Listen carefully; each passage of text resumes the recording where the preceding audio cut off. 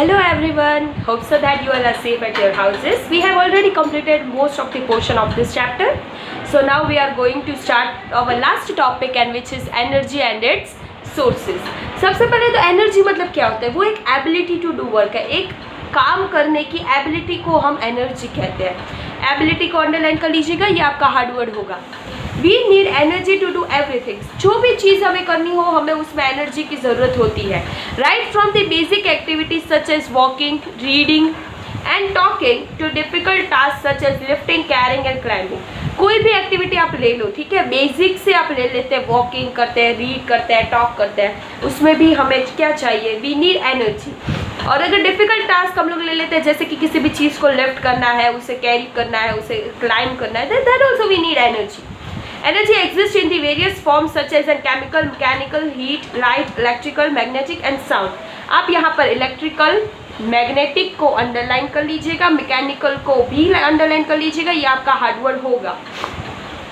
Energy जो होती है वो बहुत ही सारे अलग अलग फॉर्म्स में पाई जाती है, जैसे कि वो केमिकल होता है, mechanical, heat, light, electrical, magnetic, sound, सब में. और एनर्जी की एक खासियत है कि वो एक फॉर्म से दूसरे फॉर्म पर चेंज हो सकती है. Sources of energies. एनर्जीज हमें कैसे मिलती है? सन. तो सबसे पहले तो main source of all the energy on the earth is sun. Earth के ऊपर सारी एनर्जी के सोर्सेज जो है वो मेन सोर्स कौन सा है? Sun. The energy that we get from the sun is called solar energy. हमें सन में से जो मिलती है उसे हम we call it as a solar energy. हम उसे क्या बुलाते हैं? We call it as a solar energy. Plants use solar energy to make food with the helps of the leaves. Leaves की मदद से जो फूड बनाते हैं प्लांट्स, सन की सोलर एनर्जी की मदद से लीव्स जो फूड बनाती है उसे फोटोसिंथेसिस प्रोसेस कहते हैं. और फूड जो है वो भी एनर्जी के फॉर्म में, केमिकल फॉर्म में फूड को स्टोर करते हैं. We get heat, light energy from the sun. हमें सन में से हीट और लाइट की एनर्जी मिलती है. सोलर एनर्जी जो है वो इलेक्ट्रिसिटी को जनरेट करने में भी यूजफुल होती है. आप यहाँ पर जनरेट को अंडरलाइन कर लीजिएगा, ये आपका हार्डवर्ड होगा. वाटर. अभी ये जो सेकंड है ना वो हाइड्रो एनर्जी है, मतलब कि मूविंग वाटर के अंदर भी बहुत सारी एनर्जीज होती है, ठीक है.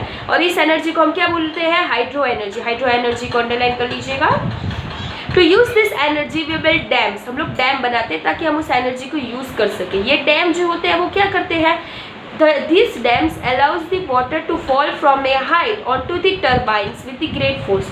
वो एक सर्टेन हाइट से टर्बाइन पर फॉल होने देते हैं और वहाँ से वो एनर्जी को प्रोड्यूस करते हैं और उधर से इलेक्ट्रिसिटी हमें मिलती है. टर्बाइन्स को अंडरलाइन कर लीजिएगा. Then turbines move and help produce electrical energy. जो टर्बाइन्स रोटेट होते हैं और वो क्या करते हैं? उनकी ब्लेड्स रोटेट होने पर वो इलेक्ट्रिकल एनर्जी को प्रोड्यूस करते हैं, ठीक है. फिर आता है विंड. विंड कौन सी एनर्जी है? मूविंग एयर में भी, मूविंग एयर को हम विंड कहते हैं. और एनी ऑब्जेक्ट जो मूव कर रहा है उसे हम एनर्जी होती है उसके अंदर. Energy of the wind is called wind energy. Can turn wind mills. Wind mills में से हमें एनर्जीज मिलती है. जब भी चलता पवन चलता है तो फिर वो टर्बाइन्स मूव होती है और वहाँ से भी हमें इलेक्ट्रिकल एनर्जी मिलती है. The movement of turbine help to produce electrical energy. ये भी हमें इलेक्ट्रिकल एनर्जी प्रोड्यूस करने में हेल्पफुल करते हैं, ठीक है. सो यहाँ पर हमारा चैप्टर तो ख़त्म हो चुका है. सो अब हम लोग इसकी एक्सरसाइज करेंगे आज. What is force? Act of pulling and pushing is called force. What causes a ripe mango to fall on the ground? Ground पर मैंगो को नीचे गिरने में कौन हेल्पफुल होता है? Gravitational force. Which of these forces cause a moving body to stop? चलते हुए बॉडी को स्टॉप कौन करता है? It's friction. In which of this is work said to be done?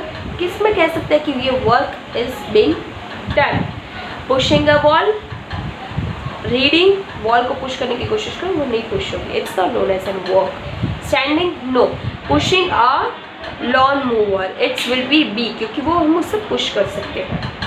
Which of this can be use to open the lid of the can? Can के lid को open करने के लिए हमें क्या चाहिए? We need a pulley. Am I right?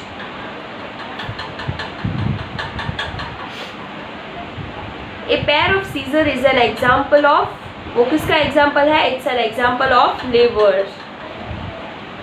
Which of this is not a form of the energy? Chemical, mechanical, electrical and frictional. Frictional energy नहीं होती है. Which of this is the main source of the energy on the earth? It's sun. The force that pulls energy towards the center of the earth is called gravity. If there is too much friction, things will not move. बहुत ज़्यादा friction होगा तो वो move नहीं करेंगे. Energy is the ability to do work. A blank is a simple machine with a grooved wheel and a rope running between the grooves of the wheel. Its wheel in action.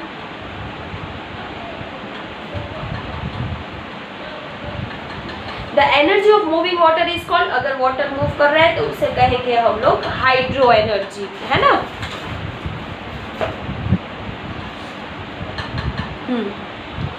फिर आ रहा है the force that oppose the motion of one surface across the another. ऐसा force जो motion को एक दूसरे के अक्रॉस रखता है, and it's friction.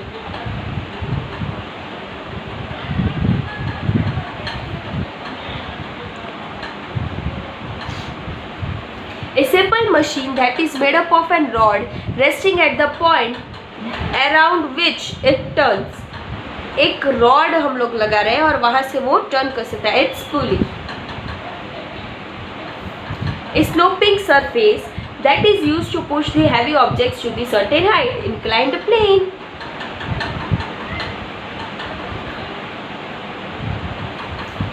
An inclined plane wrapped around a cylinder that has a sharp pointed end. It's screw.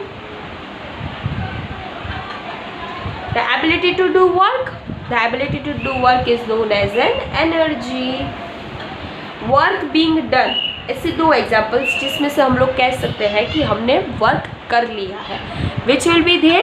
एक correction है यहाँ पर कि ये जो है ना, यहाँ पर लीवर आएगा, बाय मिस्टेक मैंने पुली रख दिया था. और वर्क बीइंग डन तो उसके अंदर हम लोग लिख सकते हैं वॉकिंग,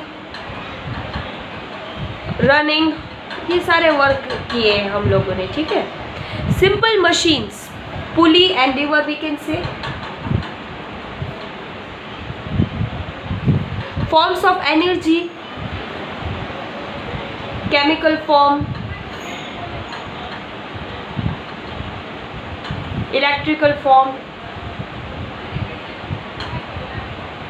लीवर के एग्जाम्पल्स हम लोग दे सकते हैं.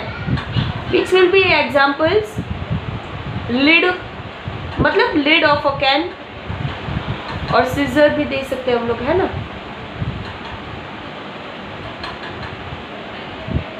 इसके क्वेश्चन आंसर्स हम लोग कल करेंगे. या यहाँ तक हमारा जो चैप्टर है, हमारे टर्म 1 का कोर्स यहाँ पर ख़त्म हो रहा है. सिर्फ क्वेश्चन आंसर्स जो है वो मैं आपको कल भेजूंगी, और उसके बाद हम लोग सारे चैप्टर्स की वर्कशीट्स करेंगे. ठीक है. अगर आपको कोई भी चीज़ समझ में ना आए आप मुझसे पूछ सकते हो. Thank you and have a nice day.